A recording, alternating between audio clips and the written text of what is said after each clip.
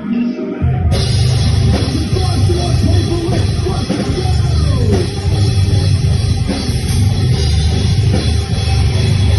good.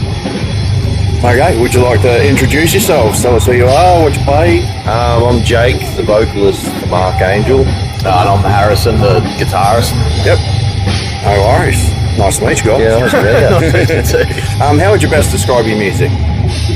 Oh, I'd say it's definitely in the deathcore range. It's definitely it's pretty heavy, but then we have like some softer bits as well and melodic. We like to have a melodic sort of blend in there as well, so it's not just punching your face all the time. So there's a bit of a groove and that sort of thing. Yeah. Pretty much agree. Yeah. Well, he does all the instrumental writing pretty much. And, Okay. Yeah, so I just sit in my room and like normally just get ideas from just playing around, or normally I've got something in my head like planned out, like it's going to sound like this, or it's going to be heavy, or it's going to be melodic, or it's going to be more sound like this. Never really stop, do you? Nah. Oh, it's always in there, ticking over and different ideas. Yeah, he's always sending me like riffs and stuff like on Snapchat or whatever. And even when we're finishing like an EP or something like that, it's always like keeps going. So I'm ready for the next thing, like bringing out an album. Yeah. So I've written 8 tracks for that, but I'm still writing. So I've got extra stuff if I need, or you know, which is great. For sure. Because I great to have an abundance. I had the biggest writer's block for ages, where it's just I couldn't write anything. Yeah. And then finally just finally got that thing where it's just like I could write really easily again. But it was fucking scary because we're about to do this album. And you just unblocked it and then out it came. Yeah. It's a good feeling when it starts to sort of evolve again. Oh, you get back in the groove of things, because when we did our EP, I was about 16. I didn't really know what I was doing. Yeah. And then after that, we did The Haunting My Dreams with Mystique, and Tongue of Lies after that. And then after that, it was just like I couldn't come up with anything. Yeah. And I was like, what's going on? Just tapped. Yeah. Far out, mate. So what do you think of the concept of MUDU? Oh, I think it's great.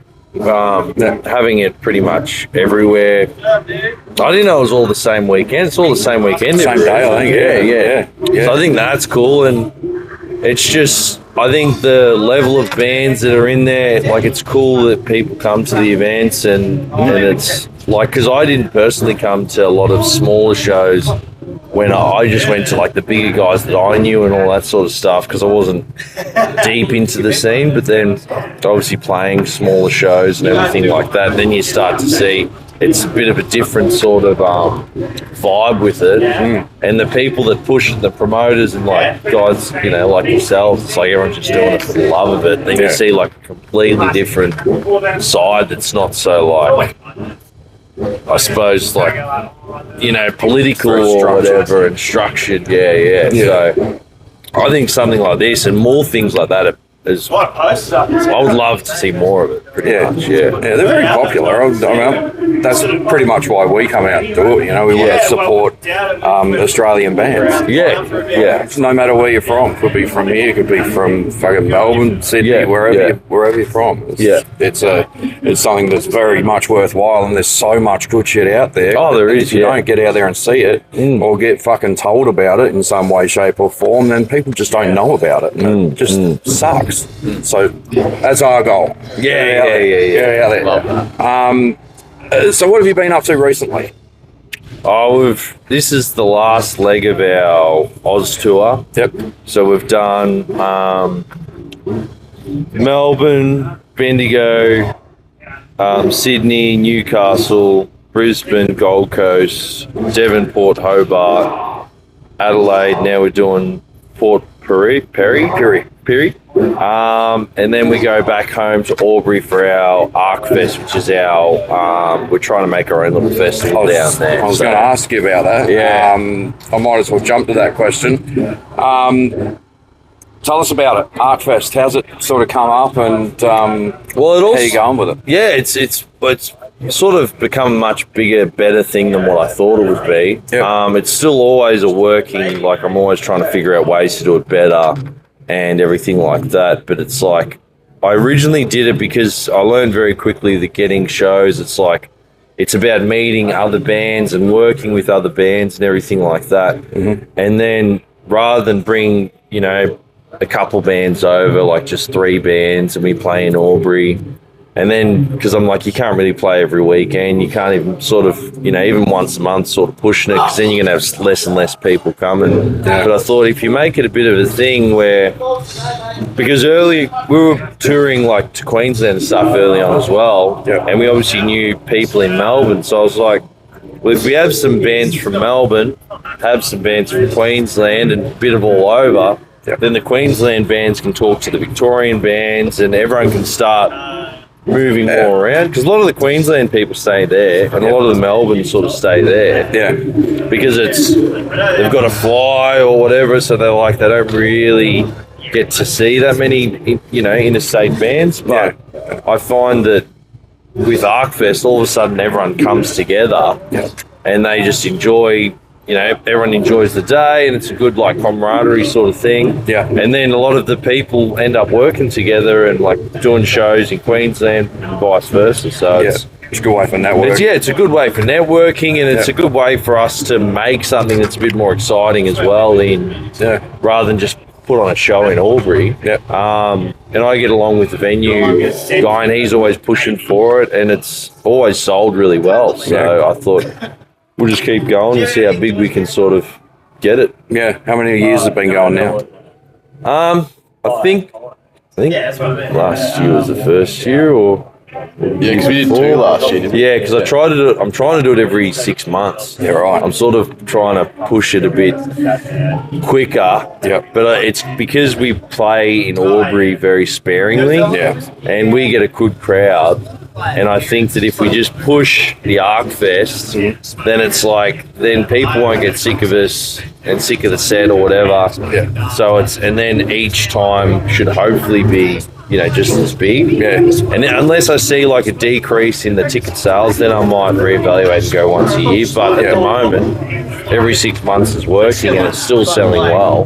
So I'm like, it's become its own thing, hasn't it? And then I get to play with like 16 different bands in our hometown, like within the year at our ArkFest, you know. So I'm like, to me, that's super cool, isn't it? That's what you aim for, isn't it? Exactly. So as if we're going to do shows, it'd be like maybe 5 shows you'd have to put on to get around the same amount of bands. So I was like, I'd much prefer to do it this way. Awesome. It's a great way to do it. Now, you've been touring pretty far and wide at the moment. Where's somewhere you're looking forward to playing? Queensland, I think, is probably our favourite. A lot of the time. We've got good buddies in Queensland now too. And every time we go there, it's just everyone's so happy, and like there's so many band members in there moshing, and there's no egos or anything. Because in this industry, unfortunately, there's a lot of egos that come with it, but there's a lot of people that just want to have fun, watch other bands, support other bands, and so I'd say probably Queensland. You definitely get that vibe from Queensland. As soon as you like get in the show, everyone's just supporting each other. Even when we played in Brisbane, we had people in other bands that weren't playing that night, but they still came to watch, which is so cool to see that sort of support. Oh, absolutely. But I definitely say, I didn't know what to think of Tasmania. But once we got to Tassie, that was sick. When we played Devonport, we didn't know what to think. It was an all-ages show. And there was a line for like 2 hours before the show started, before doors, like down the street. And it was just a surreal sort of moment just looking out. That was our biggest show today. It was so sick.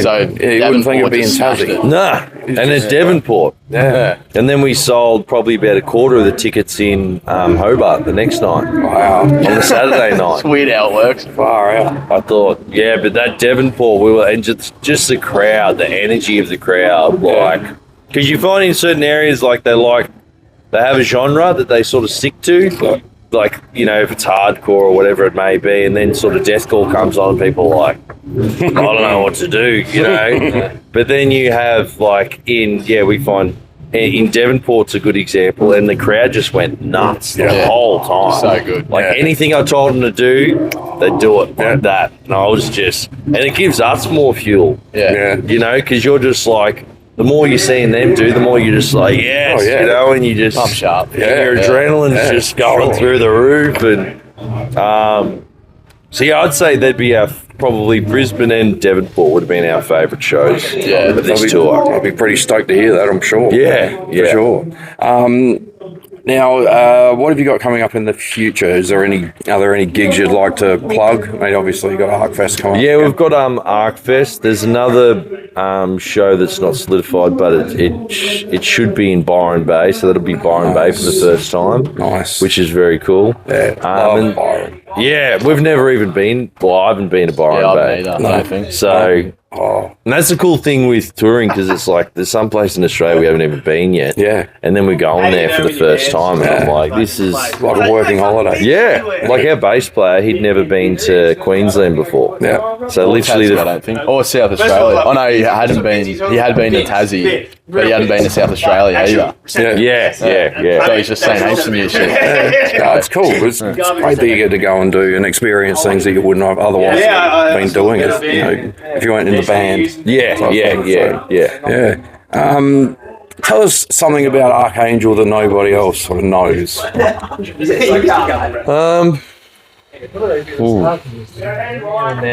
Jaden, did you want to hop in? We're having a bit of an interview at the moment. Jump in, mate. Jump in. Come sit here. Around that side. That's all. Yeah, around this side. There you go, Rose. Oh, anyway. Good, how are you? Yeah, good. So I think the question was, tell us something about Arkangel that nobody else really sort of knows. Oh, probably, I think a big one was we were never meant to be this heavy. Starting off with. That was, never really on the cards. We always thought we were going to be sort of a mainstream metalcore band originally. And we were thinking maybe we'd get like a bass player that could just sing, and then I'll just do like a scream, and then sort of that'd be it. Or maybe I just do screaming and we sort of just go down that path. Yeah. Maybe more like an Alpha Wolf or old school North Lane. Gotcha. And then, but yeah, the more that I was learning to scream, I was like, oh no, I want to have a bigger palette than just one sort of scream. And Harry is very, loves his deathcore. Yeah. So when he was writing the riffs, it's just heavy riffs. Super heavy. And then when we went to the studio and we were sort of piecing it together how we're going to do it, because our older guitarist we used to have, he had a very different style to Harry as well. It's definitely brought from a Valentine metalcore sort of thing. But I was very sort of knew what I wanted. Mm-hmm. So I was like, it was great to get in there, and it was a bit all over the place because I was like, new to this whole thing. I was my first ever band and stuff, and I always wrote riffs and songs and stuff like that, but it was cool to get into a recording studio and actually hone in and see what sound we were going to make. And Suffocate, our first ever song, was definitely a prototype. It wasn't like a sound, but it was cool to hear that and be like, nah, that's what we want. So it's like that sort of blend, like Jake said, of melodic, but also trying to keep it heavy, because heavy's fun. Absolutely. For sure. And it's always the heaviest songs we're writing, at the most fun that we have. Because it's we'll do something heavy and we're like, oh, that's, it's always more heavy and heavier in the studio. It's more heavier. That's the best. The last Tongue of Lies song, we was like, that's our heaviest song. But then we were like, let's try even go heavier. So it's the one that we're going to release next is the heaviest we've ever done. And we're listening to the end breakdown once we'd recorded it. And I was like, we were just laughing. I was like, this is ridiculous. It's actually ridiculous. It's stupid. Just keep on pushing the boundary. Fuck. That's awesome. It's good to hear, because I like my heavy music. What do you want your legacy to be as a band? I think probably a good one to be, in my eyes, it'd be deathcore that a lot of people can sort of listen to, because I know deathcore can be pretty harsh for a lot of people. but to be like nearly a gateway into deathcore, like Lorna Shore was sort of a gateway into deathcore for me. Yep.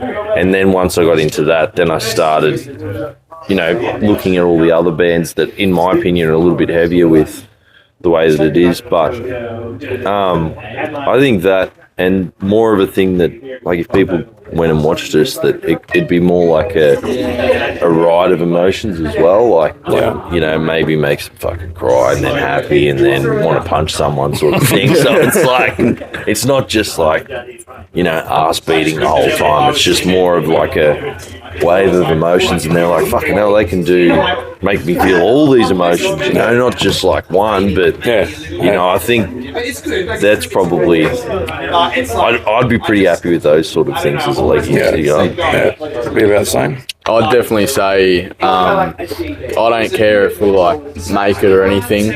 I just like to look back, like when it's all said and done. And just like actually be able to say like I definitely put like 110% into it. Put like all my hard work, and you know. So I don't care if we make it. If we just do it for fun, if it becomes just more of like a, you know, a backseat hobby or something like that, it's just like I know I put 110% in it, and I like did everything I could do. It's definitely something important to me.